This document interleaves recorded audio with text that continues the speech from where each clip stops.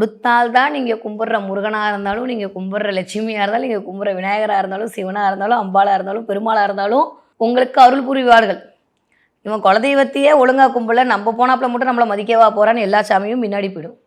அப்போ குலதெய்வம் பர்மிஷன் கொடுக்கணும். உங்களுக்கு நல்லது பண்ணுறதுக்கு நீங்கள்லாம் வாங்க, என் பிள்ளைங்க நல்லவங்க தான் அவங்க அட்டஸ்டேடு பண்ணி சைன் போட்டு கொடுத்தா தான் மற்ற எல்லா தெய்வம் உங்களுக்கான ப்ராஸ்பர்ட்டியை கொடுக்கும். அப்போ இந்த குலதெய்வத்தை நாம் எப்படி வசீகரித்தல் அப்படின்னா, இலுப்பை எண்ணெய் போகும்போதே இங்கேருந்து வாங்கிட்டு போங்க. நல்லா இலுப்பை எண்ணெய் வாங்கி உங்கள் குலதெய்வத்தை ஏற்றுங்க.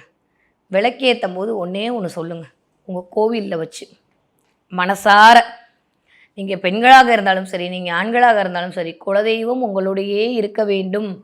உங்களுடைய அத்துணை விதமான பிரச்சனைக்கும் ஒரே ஒரு தீர்வு தரக்கூடிய ஒரே ஒரு தெய்வம் உங்களோட குலதெய்வம் தான்.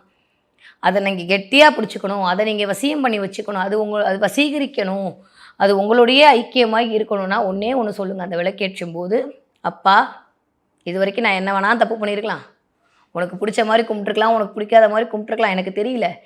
இந்த நிமிஷம் இந்த நொடியிலிருந்து இந்த விளக்கில் நீ அமர்வாயாக.